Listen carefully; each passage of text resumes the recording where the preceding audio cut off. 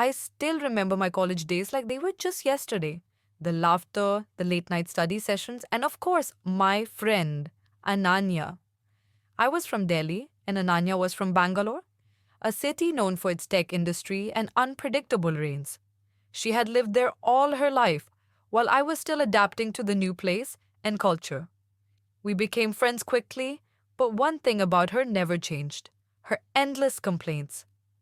Why is it so hot today? Ugh. Why is it raining again? I worked so hard for this test, but my marks are still not enough. I don't think I'll ever get a good job. No matter how much I tried to show her the brighter side of things, she always managed to find a reason to be unhappy. I remember telling her once, Ananya, you have everything: a loving family, a good education, a great city to live in. Why do you always focus on the negatives? But she would just sigh and move on to another complaint. Time flew, and soon college was over. I got a job in Pune, a city known for its educational institutes and IT hubs, while Ananya stayed back in Bangalore.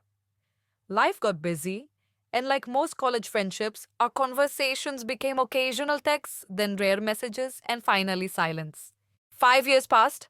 One day, my company sent me to Bangalore for a client visit. Staying in a luxurious hotel, I went down to the restaurant with my colleagues for lunch, and that's when I saw her. Ananya. My heart skipped a beat. A wave of old memories came rushing back: her endless rants, her negativity. I wasn't ready to relive all that again, so I instinctively turned away, hoping she wouldn't notice me. But fate had other plans. Oh my God! Is that really you? A familiar voice called out. I turned, forcing a smile. Ananya? Hey. She ran towards me, eyes sparkling, her face lit up with pure joy. Not the forced, dramatic excitement of our college days, but a genuine, radiant happiness. Before I could even say much, she was already making plans.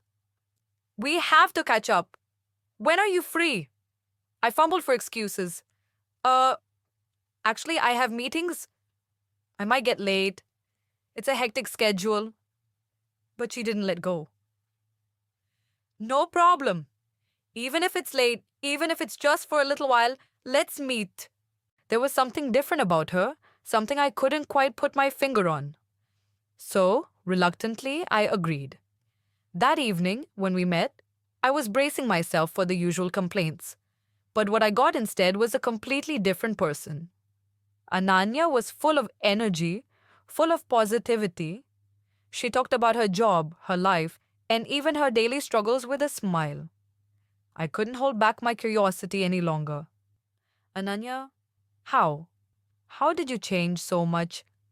She smiled knowingly, as if she had been expecting this question. Do you remember my house back in Bangalore? Next to it, there was a small hut. A poor family lived there. I never really paid attention to them, but one morning, everything changed. She took a deep breath and continued. It was raining heavily. I was late for work, stuck at my doorstep fuming as usual. Ugh, why does it always rain at the wrong time? And then I saw something that stopped me in my tracks. Her eyes softened as she spoke. Outside, on the road, that poor family's little boy was dancing in the rain, laughing. His father joined him, twirling him around, both of them completely drenched but utterly happy. No umbrellas, no fancy raincoats, just sheer joy. She paused, looking into the distance as if reliving that moment. I stood there watching them, and suddenly it hit me. I had everything they didn't, yet they were happy, and I was always complaining. I realized I was wasting my life finding reasons to be miserable. That day, I decided to change. I was speechless. I could see the transformation in her eyes. How long did it take you? I asked. She chuckled. A year? One whole year of consciously changing my thoughts, my reactions, my perspective. It wasn't easy, but every time I found myself complaining, I reminded myself of that boy dancing in the rain. She leaned in, smiling. And you know what?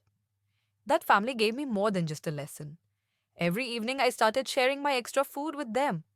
At first, it was just leftovers, but then I started cooking a little extra on purpose. It became a habit, a small act that made me happier than I ever imagined. For the first time, I saw Ananya in a new light. She had turned her life around from a girl who found a problem in every situation to a woman who found joy in the smallest things. That night, as I walked back to my hotel, I realized something. Life is all about perspective. You can either complain about the rain or you can dance in it. And Ananya? She had finally learned to dance. What about you? Are you someone who finds the negative in every situation? Or do you look for the silver lining? Tell us in the comments below. And if you found this inspiring, don't forget to like, share, and subscribe.